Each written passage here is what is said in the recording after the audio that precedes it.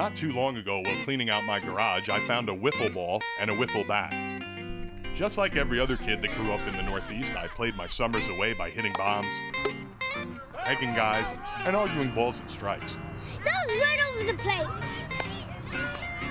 Feeling nostalgic as another summer faded into autumn, I started asking around, and surprisingly, I found people to play.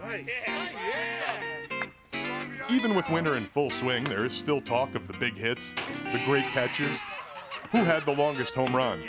We were anxiously counting the days until April. One of the players suggested I run a search for wiffle ball.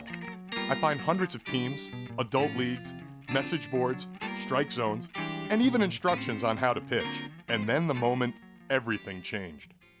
I click on this video and these guys are throwing pitches with insane movement, unhittable stuff. And not only are they throwing hard, they are bringing fire. With all this new information, the game begins to consume me.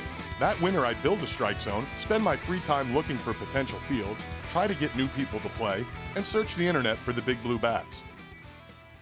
Until late last year, it had been more than a decade since most of us played. So we just played, trying every grip to get the ball over the plate, maybe get lucky with a slider, hoping to really get a hold of one before everyone gets called home for Sunday dinner. We play all afternoon, and by the end of the day, we agree to get together the next weekend, if not sooner. Our games become long ball fiestas, with scores like 32-27 and 21-18. So after 5 or 6 games of pitchers getting taken to the woodshed and taunted mercilessly, they begin to fight back. As pitchers start learning how to pitch, the scores begin to drop. It is soon clear to every batter that the yellow bats have become obsolete. And the bats we found at local toy stores were not faring much better. Within a month, our numbers double. But to continue to grow, we need to find the bigger bats to compensate for the improved pitching. And our field was too small, with too many obstacles. We would need to relocate. I return to my search and become fascinated by what I find.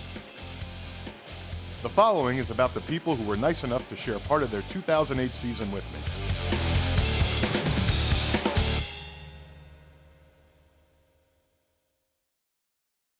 I play wiffle ball because it's the next generation of sports.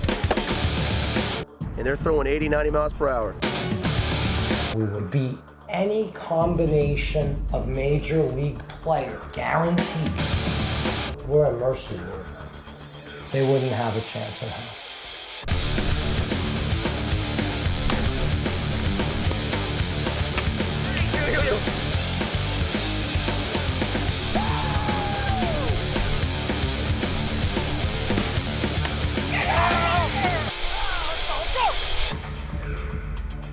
Well, it used to be called the United States Perforated Plastic Ball Association, so the USPBA, something like that, which became Fast Plastic. So if you want to put the USPBA, I guess it's been around since like 98, 99.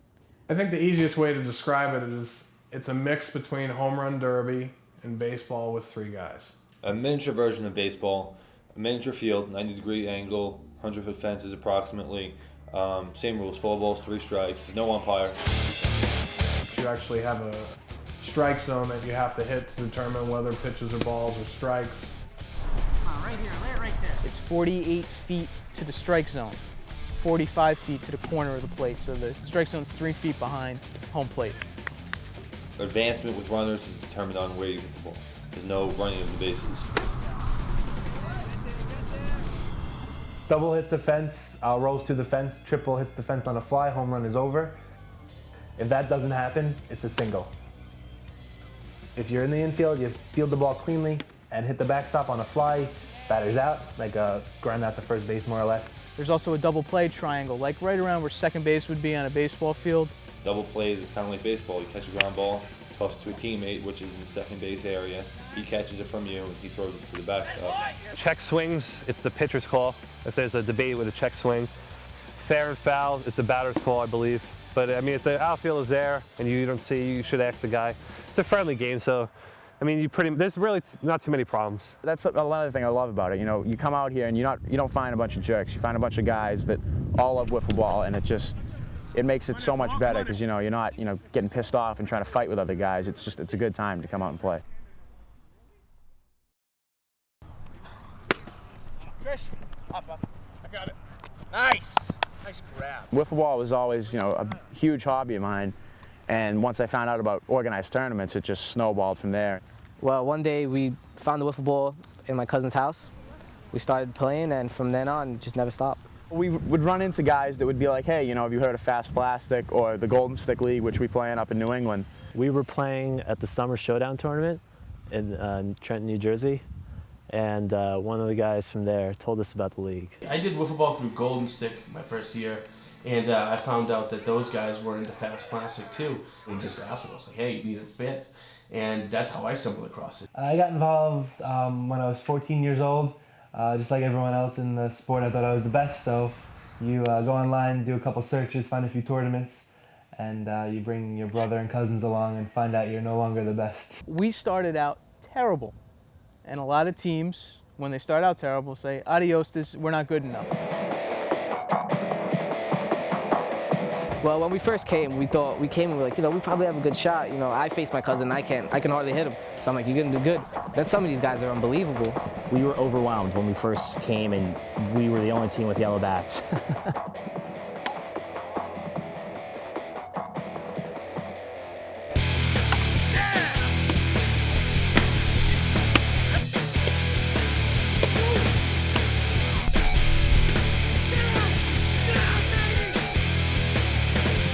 The Northeast is the hotbed of wiffle ball. This is where the ball was invented. It was invented in Connecticut. There's wiffle balls in almost every store that you go in. There are definitely teams out there out west, Vipers, Golden State Wiffle, Gunners. All these teams are definitely on our level or better than us or whatever you want to, however you want to categorize them. But I think tournament in, tournament out, this is where you want to be in the Northeast. Not because the talent's any better, the top talent's any better, but it's just the depth of the teams, like a New England or a New Jersey tournament. You're going to have at any given tournament 5 or 6 championship caliber teams, which is, you know, you're never going to get an easy draw.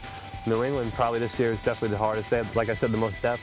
The Phenoms are a great team, 603 is a great team, a bunch of other teams are great, so I mean, I would guess you have to give them the nod right now. I think they have the best pitching up there, and pitching is the name of the game. New York and New Jersey always have the most teams.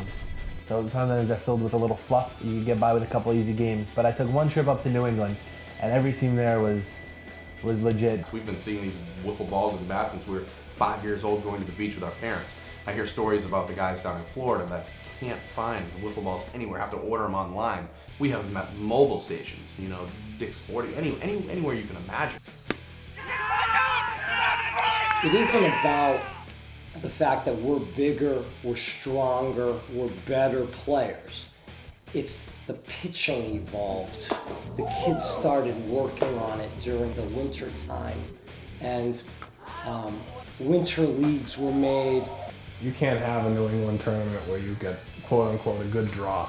There's no such thing as a good draw in New England, you know. It's gonna be tough no matter who you get, unless you get gas house 3 times.